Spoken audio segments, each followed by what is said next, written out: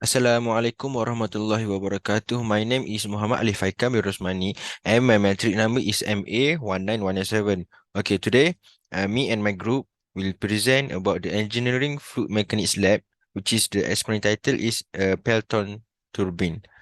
Pelton Turbine. Okay, we are from group 3 and section 03. So this is our group members. Okay, so for the introduction, there are many ways that energy might appear. A fluid's potential energy is known as hydraulic energy. Kinetic, thermal, potential, pressure, or strain energy are few examples of potential energy. Energy is changed from hydraulic to mechanical via fluid machinery and then is changed back from mechanical to hydraulic. This division, which is based on energy transfer direction, offers a foundation for categorizing fluid machinery into two classes. In contrast to motor and turbines, which completely reverse the process, pumps, fans, and compressor transforms hydraulic energy into mechanical energy. Okay, this figure is show about the classification of fluid mechanics. Okay, continue for the introduction. Turbines are rotodynamic machines that convert hydraulic energy into mechanical energy to produce power. They are separated into different groups according to characteristic. They are divided into several groups according to their traits. The two types of turbines are impulse and response turbines. The groups of turbines, such as steam turbines, gas turbine, wind turbines, or water turbines, is determined by the type of working fluids used in a turbine. Water turbines use the energy in water to create mechanical energy. Impulse turbine, commonly referred to as Pelton wind turbines, are a typical kind of water turbine. So, for the problem statement, the buckets are coupled to the runner of the Pelton wheel turbine, as seen in the figure besides. The fluid flows change velocity to match the contour of the bucket. As a result of the higher force, the flow of fluid exert in the on the Pelton cups. The fluid eventually makes a U-turn and discharge at a lesser speed at the Pelton's cup side. After the fluid impulse energy rotates the friction torque on the bucket and wheel. The geometrical variation of the actual flow from the theoretical axis are especially dangerous for transitional action turbine with a partial charge. Error in design, allocation, assembly, faulty fitting, and other errors could all have a negative effect, leading to issues including cavitation and if ineffective performance. So the objective is the experiment main objective is to evaluate the Pelton wheel turbine's effectiveness while considering both its power output and rotational speed. So for the theory, to operate a Pelton wheel turbine, water must be available, of course. Water must be available. It is a straightforward to establish the perfect size of wheel to use, how quickly it should rotate for maximum efficiency, and how much power it will produce if the water head and flow rate are understood. The diameter of the jet can be determined from the flow rate that is known. A proper wheel diameter may be established in a relation to the jet size. Typically, the wheel would have a diameter 10 times greater than the jet. The buckets can then rotate at a speed that is approximately half that of the jet, which is the perfect rotational speed. Rotational speed. The power delivered can be calculated using the jet's speed and cross-sectional area. The power generated by the Pelton wheel will be less than this in terms of the wheel efficiency, which may be predicted by looking at the performance of known machines with comparable size and output. Okay, next is the major components in a Pelton wheel turbine. First, nozzle. Since the speed Since the speed is regulated by a conical needle that moves in acceleration, either manually or automatically, depending on the size of the device and the volume of water that's right, the runner's bucket is controlled by a spare in the nozzle. When the spare when the spare is placed into the nozzle from the front, less water strikes the runner. On the other hand, when the spare is pushed back, the volume of water striking the runner rises. Next, the runner and bucket. A number of buckets are evenly spaced around a circular disc that serve as the runner or blade. The bucket has a double hemispherical cup or bowl shape. Each bucket is separated into two symmetrical halves by a dividing wall called a splitter. The water jet makes contact with the splitter. The splitter separates the jet into two equal parts, each of which exits at the outside edge of the bucket. The bucket shape causes the jet to be deflected by 160 or 170 degrees. The bucket might be built of stainless steel, cast iron, or cast bronze, depending on the head at the turbine's inlet. Third is casing. The purpose of the casing is to direct water towards the trade trace while preventing the splashing. In the event of an accident, it also functions as a safe refuge. It is built up of cast irons or steel plates that have been fabricated. The Pelton wheel's casing has no hydraulic capabilities. Last one is the braking jet. When the nozzle is completely closed by moving a spare forward, the amount of water impacting the runner is zero. Furthermore, the runner keeps spinning for a considerable amount of the time due inertia. A tiny nozzle sprays a stream of water over the back of the vanes, quickly stopping the runner. This water jet is known as a braking jet. Pelton with turbine efficiency formulas. The formula for calculating a significant Pelton wheel for hydraulic efficiency is efficiency H, which is power developed by the runner over rho Q GH, where H is net heat developed by the water at an inlet. The heat can be found by H minus HG, H equal Hg minus Hf. Okay, next, the ratio of available power at the shaft to power generated by the runner is known as mechanical efficiency, which is efficiency M. Okay, equal P over power developed by the runner. Next, the ratio of the exact amount of the water on the runner breaks to the net amount of water delivered to the turbine is known as volumetric efficiency, which is efficiency V, equal to quantity of water actually striking the runner over quantity of water supplied to the turbine. Okay. Next, the ratio of power available at the shaft to net power available at the nozzle space is used to calculate overall efficiency of a Pelton wind turbine, which is efficiency 0 equal power available at the turbine shaft over power supply at the turbine inlet. Good. So that's all from me. Thank you.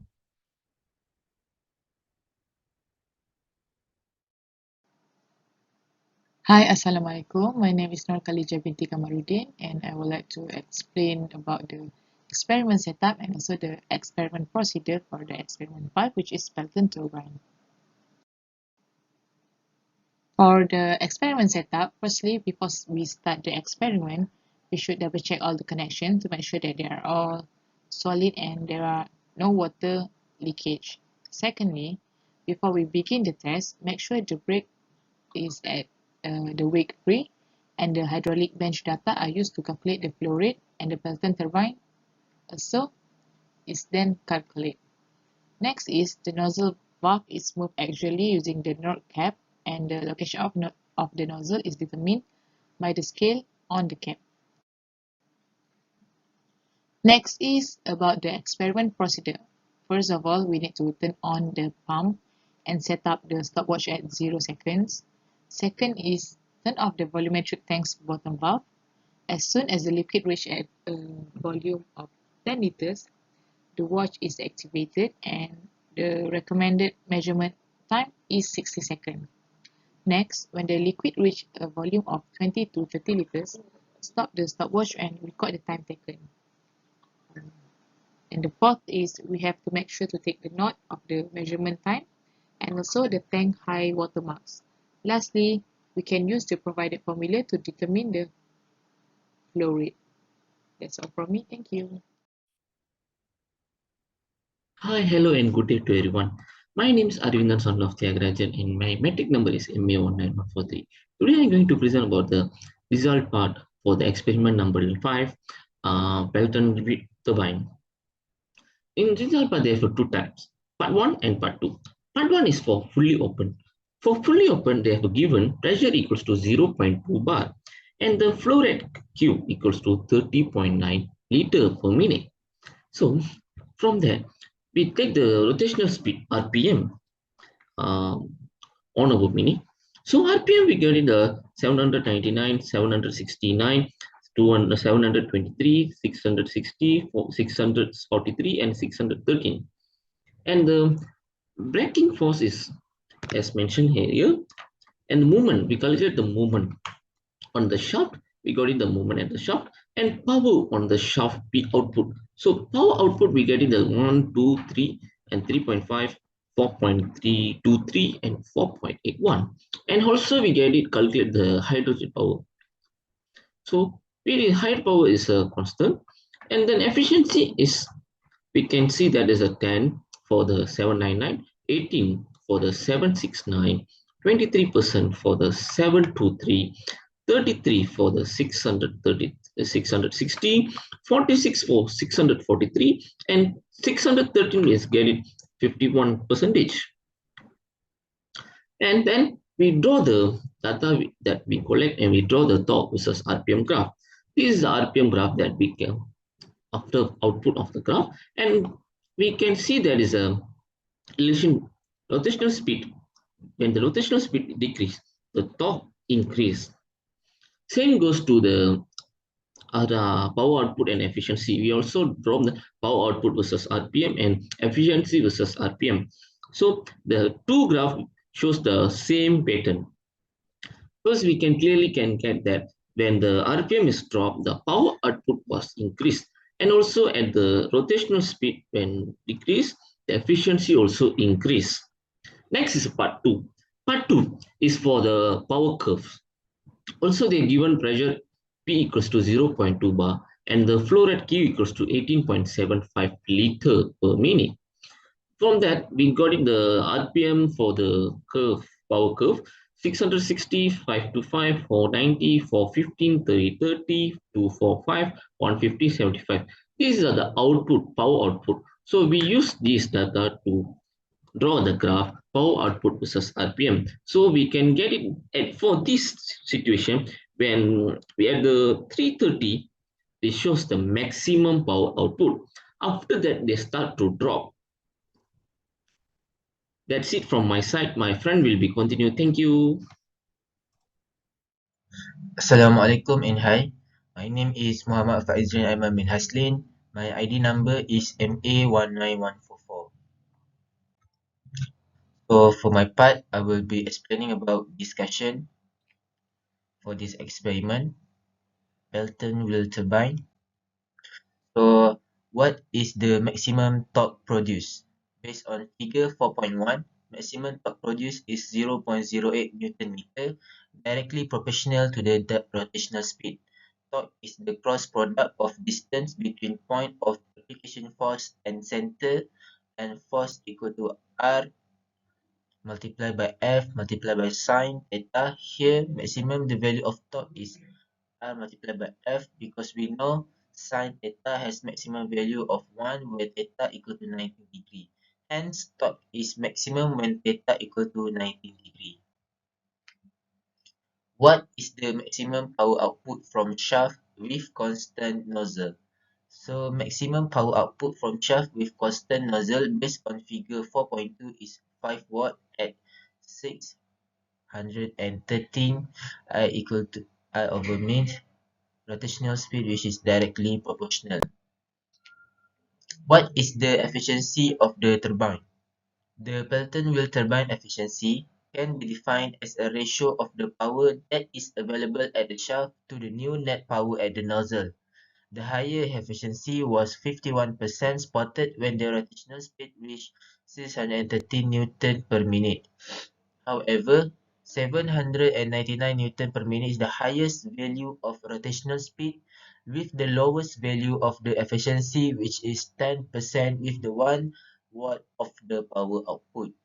From the results, we can see that when the rotational speed of the Pelton wheel increases, the efficiency will drop. This is due to the increase of wheel speed, which increases the power output to the maximum efficiency before the efficiency decreases. The greatest impact of the friction is on the hydraulic efficiency, which is one of the factors that are affecting of the overall efficiency. The friction is an important factor in the efficiency of the overall turbine.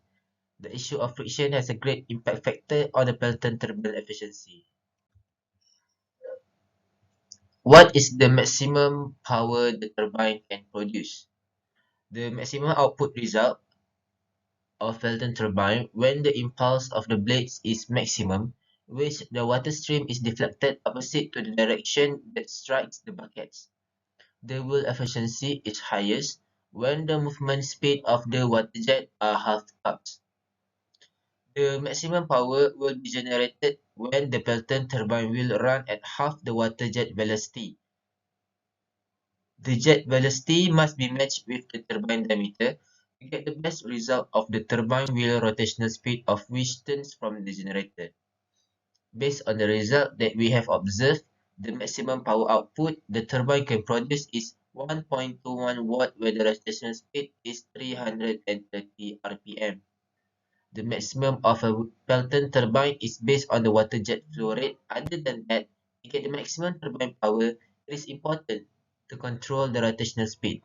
There are several options that can be taken to control the water jet flow, which include the varying number of jets, the spray bath, and the replacement of nozzles.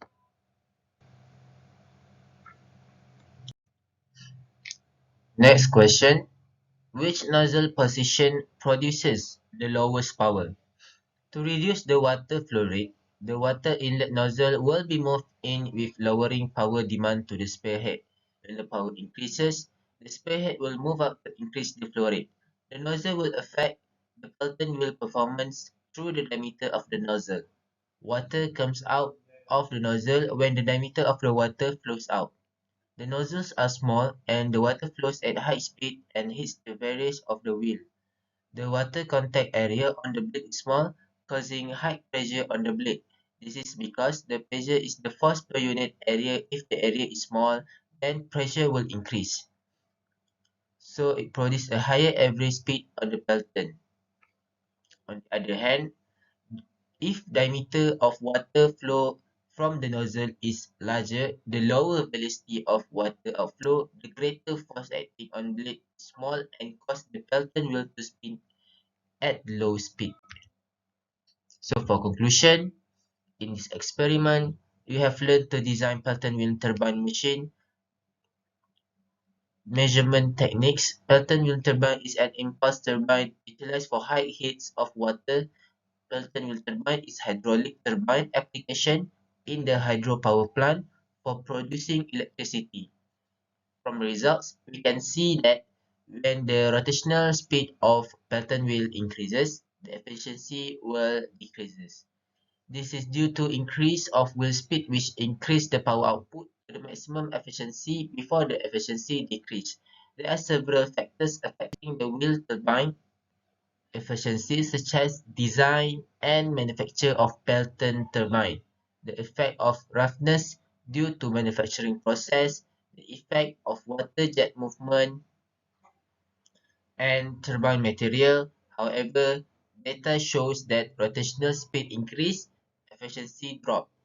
As a result, we know data gathered has performed rotating speed in terms of efficiency.